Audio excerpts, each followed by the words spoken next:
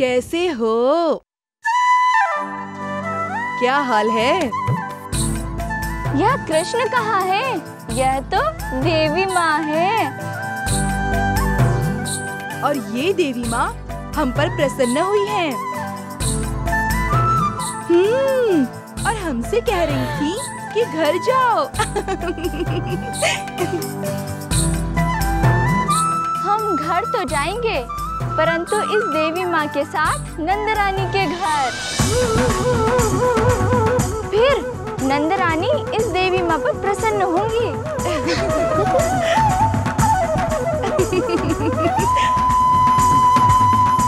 हम नंदरानी जी को कहेंगे कि उसका लाडला लल्ला नींद में चलते चलते कहाँ-कहाँ पहुँच जाता है।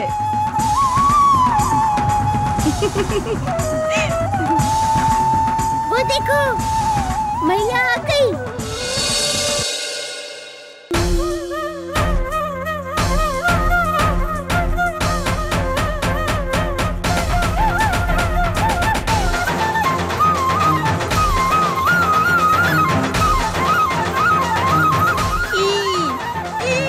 मेरा कहना नहीं माना। अब मैं तुम सब पर क्रोधित हूँ।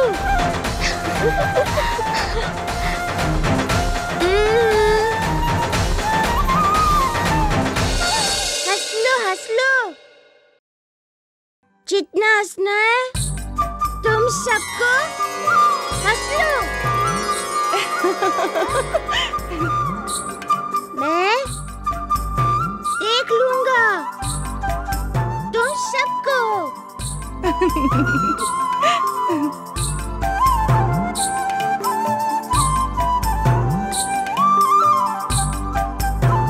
आज कान्हा के दर्शन हुए तो ऐसा लगा मानो हमारा व्रत सफलता के मार्ग पर है।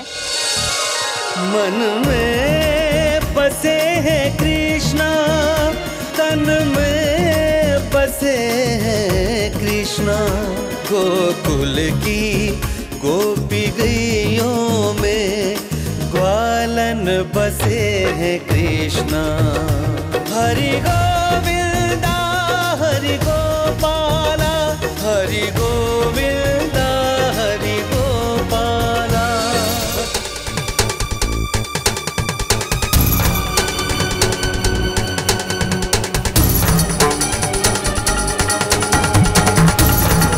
क्या हुआ माँ जी?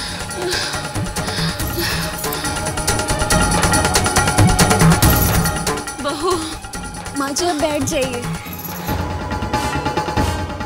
माँ जी, हम थोड़ी देर यहीं विश्राम कर लें? अरे तू नहीं भी कहती तो भी मैं बैठने वाली थी। इतना थक गई हूँ। हमारी तरह कितने सारे लोग यहाँ तीर्थ यात्रा करने निकले हैं। यहाँ प्यास के मारे मेरे प्राण निकले जा रहे हैं और इसको लोगों की पड़ रही है। चल जाके पानी लेके आ।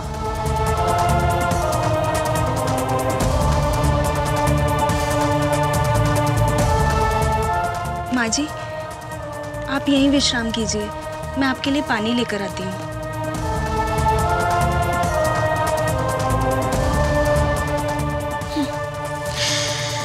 हे भगवान, कहाँ हो तुम? मैं यहाँ हूँ मौसी। आपने मुझे बुलाया?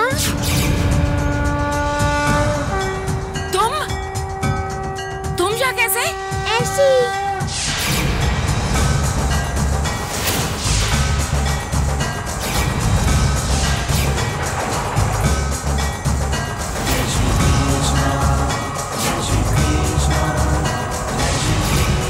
मुझे क्रोध से क्यों देख रही हैं? मैं क्या आपकी बहू? तुम जाओ यहाँ से। जाते क्यों नहीं? हाँ? ना, आपके पीछे पीछे आऊंगा। क्यों?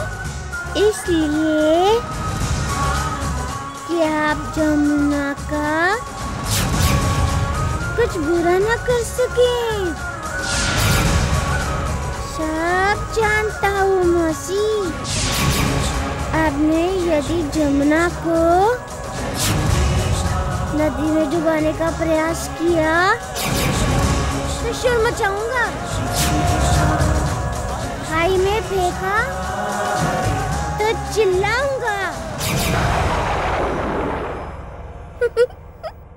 मैं ऐसा कुछ नहीं करने वाली कन्हैया, तुम जाओ जाओ यहाँ से। हाँ मौसी, सहस्त्र आँखें हैं, कुछ भी छुपाया नहीं जा सकता।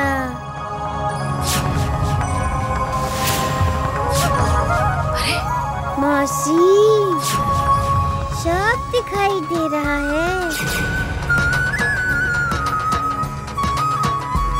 माँ जी पानी।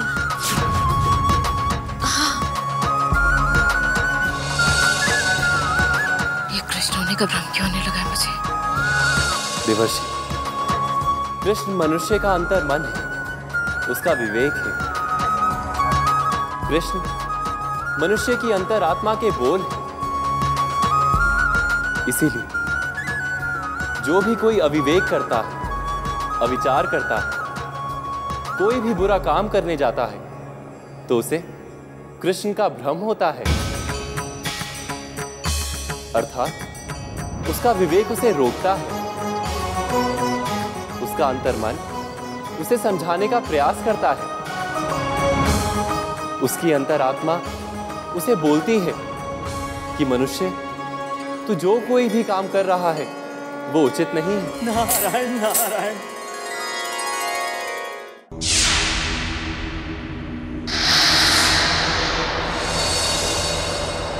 महाराज, आपने वसुदेव जी पर हाथ क्यों उठाया?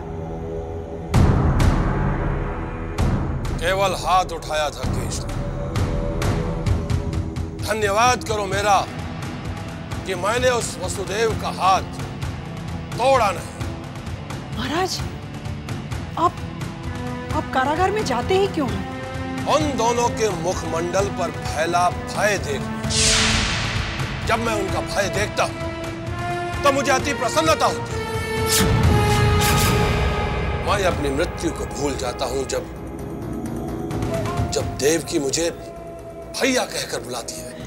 देवकी आपकी बहन है, तो आपको भैया कहकर ही पुकारेगी ना महाराज? नहीं केश ने, देवकी हमारी मृत्यु की जननी है, माता है। मृत्यु तो हर किसी को आनी है महाराज। केश नहीं, मैं हर किसी की भांति कोई साधारण मनुष्य नहीं। मैं मथुरा नरेश कंस, और मुझे मृत्यु नहीं आ सकती। मैं अमर होना चाहता हूं। इसी विचार के अधीन होकर आपने अपना मानसिक स्वास्थ्य खो दिया है महाराज। अब कई दिनों से प्रसन्नता पूर्वक हंसे नहीं है महाराज। और वसुदेव जी? भूल जाएगा वो। हंसना भी भूल जाएगा और उपहास करना भी भूल जाएगा जब मैं उस कृष्ण का वध करूंगा।